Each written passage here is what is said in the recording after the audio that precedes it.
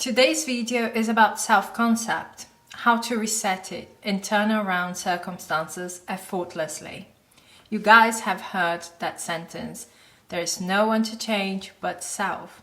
It's important to understand what it means. It's important to internalize it because then you're not going to use force or manipulation to achieve a change in your life. You're going to achieve that change by being the change yourself. And that's what we are talking about today. But before I get into it, hello everyone. If you're new here, my name is Elle. Welcome to my channel. If you're in need of coaching, go to the description box. All information is there. But right now, let's get into today's topic. There is no one to change but self. That self is simply your awareness, your consciousness, and the world in which it lives is determined by the concept you hold of self. It is to consciousness that we must turn as to the only reality. Never good at, no one to change but self. Let's take this quote by Neville Goddard and break it down a little bit so that we can gain a better understanding of what's being said here and take or internalize the important message here. I'm going to offer my interpretation, but think about what is being said. That's the most important thing. So let's start with self-concept. What is self-concept? Self-concept is an overarching idea of who we are. It is formed and transformed from childhood through early adulthood. Okay, it's learned, it's not inherent, and it is multidimensional, meaning you can have one self-concept in relationships and a different self-concept in your job. In one area of your life, you can be very confident. In another area of your life, you may not be confident at all. Our brain cannot perceive everything, so it filters out information. And what it filters out is based on what we believe. It means that we focus our awareness on things that seem important, that we resonate with, that feels true to us, that we identify with. And that's the reason why sometimes we get 99 compliments and one criticism, but we focus on the criticism and not on the compliments. It's because we think there is already something that fear that could be true. All this information that we are talking about is important because if you want to change how you perceive the world, you must work on changing how you perceive yourself in this world. And nothing is set in stone. Your concept of self can be changed. Your perception is going to change according to the change in who you are. Okay, so everything that you are seeing right now, how you are seeing the world, you can question. You can ask yourself, is this the only possibility? And if I saw myself as the prize, as a valuable worker, as a person who is successful, as a person who has money, would I be thinking this way? So how do you do that? How do you change your conception of self? And I'm going to tell you how I do this. You, first of all, gather information. You take an honest look at each area of your life because, as I said before, self-concept is multidimensional. So you may have a different self-concept in each area of your life, or maybe not, but you must take a look at it separately, okay? And this is a work that you do in one day, a few hours. That's it. You are not going to use this for a month or something like that, okay?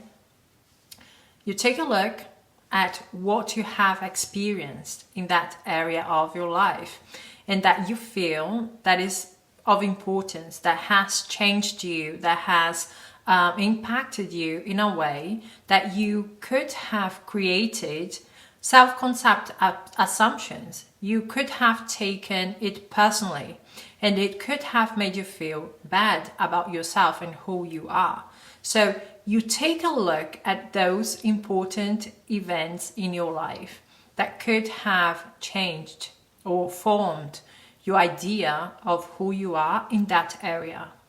When you gather that information and you take a look at the assumptions that could be in your subconscious mind, some are conscious, some we really know, okay, this is how I think. Others may not be. For example, if I have a pattern of people leaving me, I don't feel like this all the time, but I do have thoughts that implies to me that I have that belief, then even though it's not 100% conscious, it is still there. The pattern is happening. So I would think that I assume that I am someone that people leave, okay?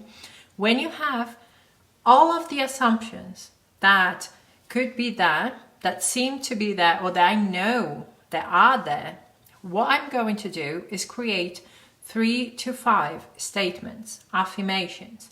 I'm going to write them down, and each statement in itself means that I'm healed. I am not experiencing that anymore. If you have the assumption, people criticize me, then you can formulate different assumptions. That means people are always happy when I succeed. People are interested in my success. People are supportive of me all the time. After gathering this information, the new assumptions, I then create an inner dialogue, a conversation with someone that I really trust, okay? So I use these affirmations, these statements, to know where this conversation is going to head, okay? And typically it would be someone that I really trust, that I know is completely honest with me, and they would tell me, they would congratulate me on achieving that, or they would admire me for being that person. And I would reply to them in a sense that, yes, I know that this is who I am. I know that I am good enough. I know that I bring a lot to the table. I know that I am the most important thing to this person. That scene implies the fulfillment of my desire, the fulfillment of who I am. And of course, you can take the statements, okay, and you can make a mind tape. You can affirm for the next few days if you want. But the most important thing here is the scene. So while you are looping it, repeating it, make sure that you are present. Make sure that you feel like this is really who I am. I really am that person, that my friend, that my parents, that my sister, that my boyfriend, girlfriend is telling me that I am. I know it. I accept it. I embrace it. I claim it. It's me. It's who I am. And when you feel like that, you can move on to the next scene.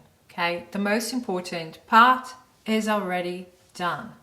Okay? As I said, you can use the affirmations and listen to them and affirm them, but that's not the most important part.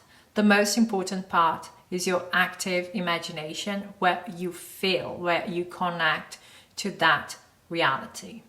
And after that, it's all about mental diet. So you have to pay attention to what's coming on in your mind and what you are accepting, what you're entertaining. If it's not who you want to be, you should not be entertaining it, okay? And you got this. You can do this. You can change your self-concept. You can change your idea of self. You just have to change how you are looking at things. Instead of trying and trying and trying to change the 3D, because you are not going to do that by forcing and by manipulating. You are only going to change the 3D when you change the idea of who you are in this world. So focus on doing that and not on changing the 3D, okay? You got this, guys. So that's it from me. Thank you so much for being here. You're going to talk soon. Bye, guys.